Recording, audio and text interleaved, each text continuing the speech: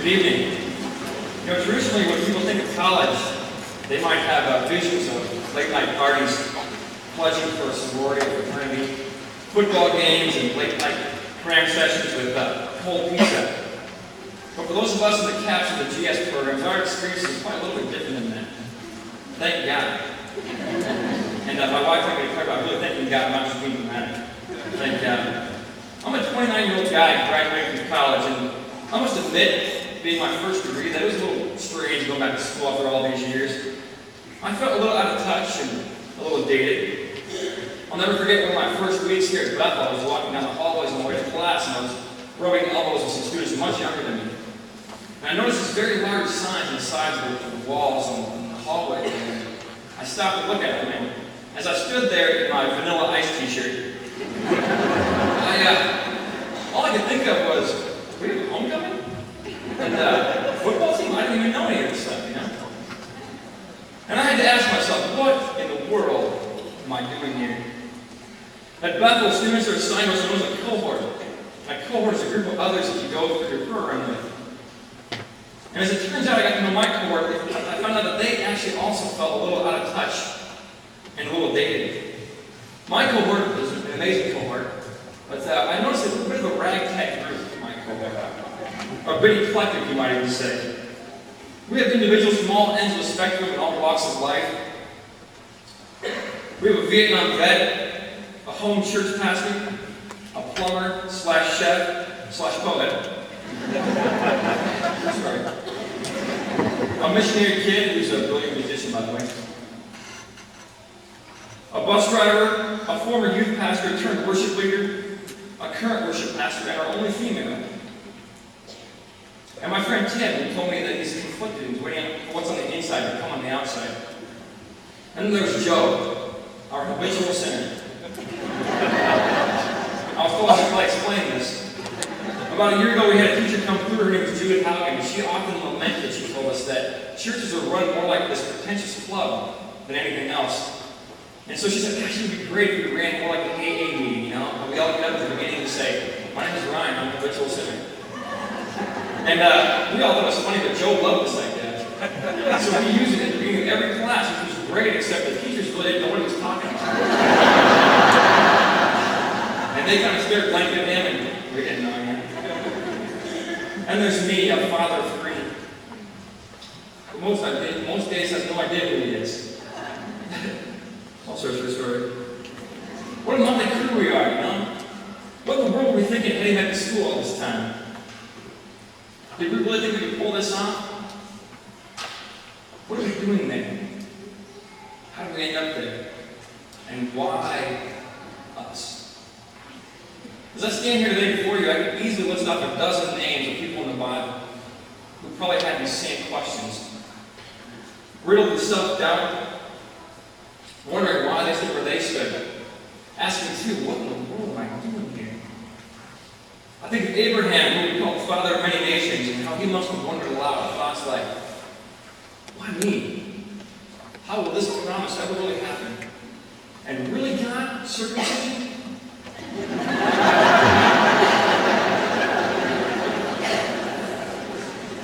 God's response to Abraham was this. He says that I want to bless all the peoples of the earth through you. Through Abraham and Sarah, they were given this incredible opportunity which no one else would probably get, specifically in order that the rest of the world would benefit. You see, it wasn't just about Abraham and about Sarah. So why us, CAPS and GS students? Why do we need to sit here and receive a diploma today? How did we end up here? Why us? We don't need to be told that we live in a fragile world. As we look at our windows every morning, we find a world that is on fire. And as one pastor puts it, it's as if someone's pulled the alarm. Things are not the way they should be. In our world trends class, we discuss such calamities as what's transpired in the Congo, the genocide in the Darfur region of Sudan, places of abject poverty, nations riddled with disease and illiteracy, and the deep-seated racism that still affects us to this day. And I personally, I agree with the fact that as human beings, we still have not figured out how to simply share. We rarely find the shalom that we find in the Old Testament, this idea of wholeness and community. As we look out on our world, instead we find broken places and broken people. Professor Raymond Hanson, one of my favorite professors in this program, who unfortunately couldn't be here tonight, he writes of an old ancient rabbinic phrase, tikkun ha'olam, which means fixing the world.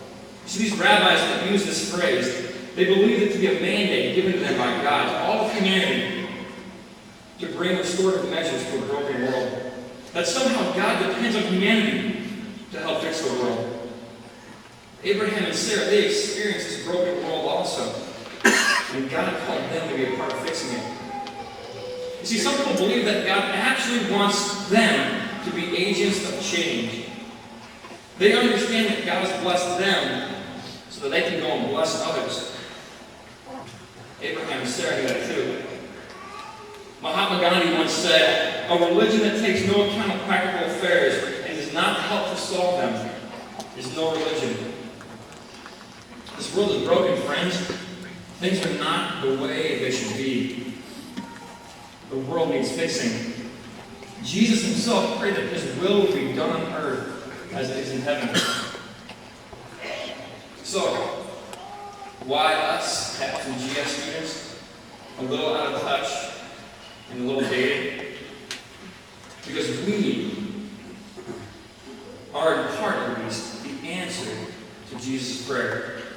We are the ones to bring and build Jesus' kingdom on earth as it is in heaven by fixing the world. Tikkun ha'olam.